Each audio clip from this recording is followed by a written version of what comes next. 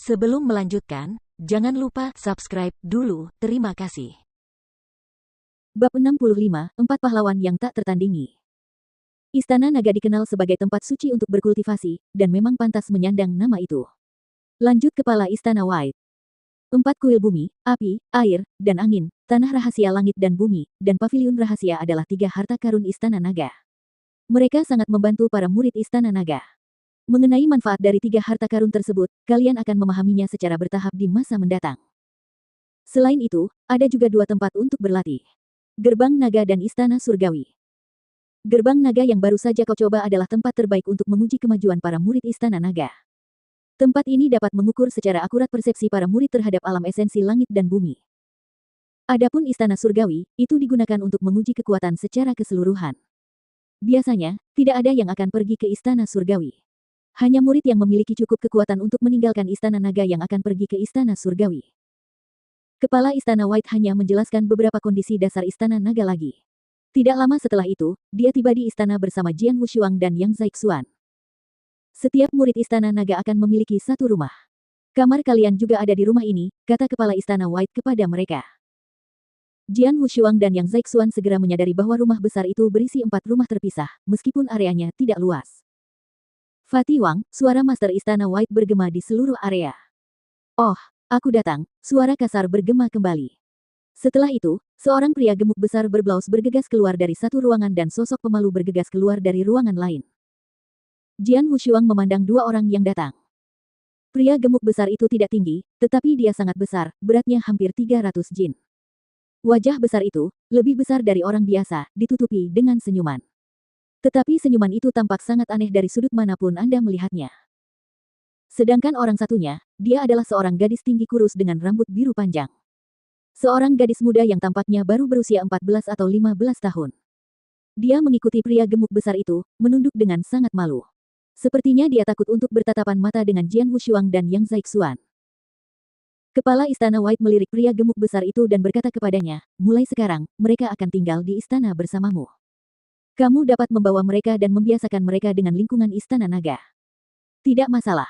Pria gemuk besar itu mengangguk dan berjanji. Ini adalah token muridmu, yang berisi poin-poinmu.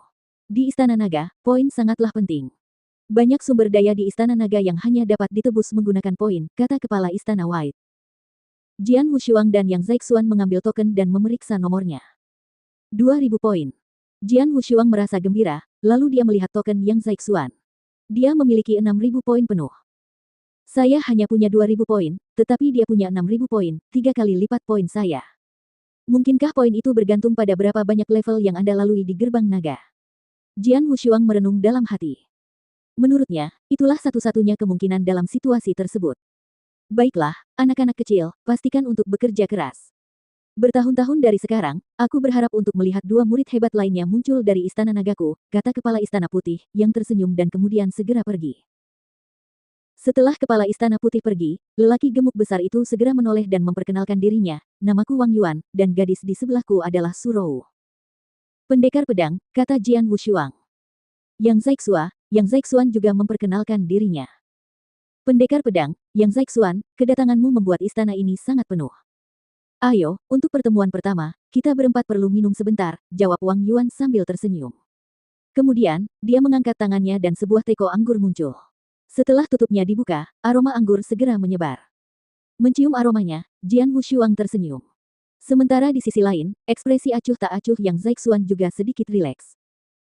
Setelah itu, mereka berempat minum di depan meja batu di rumah besar ini. Setelah minum beberapa gelas anggur berturut-turut, suasananya tidak lagi membosankan. Pada saat ini, Wang Yuan berkata, pendekar pedang, Yang Zaixuan, kita tidak akan tinggal di rumah bangsawan ini selama lebih dari beberapa tahun. Terlalu sopan untuk saling memanggil dengan nama. Bagaimana jika kita saling memanggil sebagai saudara laki-laki dan perempuan sesuai dengan usia? Aku yang tertua, jadi akulah kakak laki-lakinya.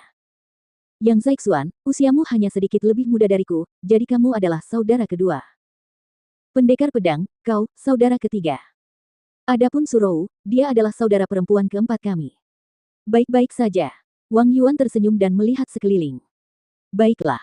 Jian Wushuang menganggukkan kepalanya. Lagi pula, mereka akan tinggal di rumah yang sama di masa depan, hubungan di antara mereka seharusnya lebih baik. Dan setelah minum, mereka bertiga meninggalkan kesan yang baik padanya. Wang Yuan, dia adalah orang yang murah hati dan ceroboh tanpa rencana jahat. Orang seperti ini adalah yang paling layak untuk diajak berteman, kecuali sifatnya yang banyak bicara. Yang Zeixuan, meskipun dia acuh tak acuh, tidak berpura-pura. Dikatakan bahwa dialah yang berhasil masuk ke tingkat ke-8 Istana Naga saat dia tiba.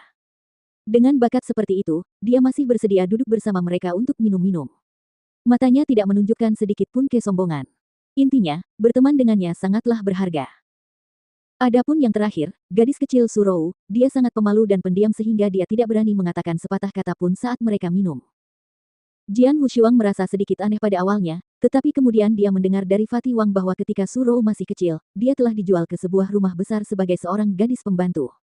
Menjadi seorang gadis pembantu sejak kecil, wajar saja jika dia begitu pemalu. Namun, gadis kecil pemalu ini memiliki reputasi besar di Istana Naga. Seperti yang disebutkan sebelumnya, di antara para murid Istana Naga, hanya Bai Cheng yang berhasil melewati lantai 8. Ada 16 murid yang berhasil melewati lantai 7 dan Surou adalah salah satunya.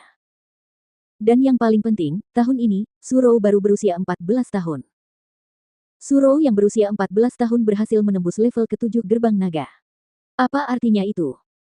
Jadi, setelah Jian Wushuang dan Yang Zeixuan mengetahui prestasinya, mereka berdua tercengang.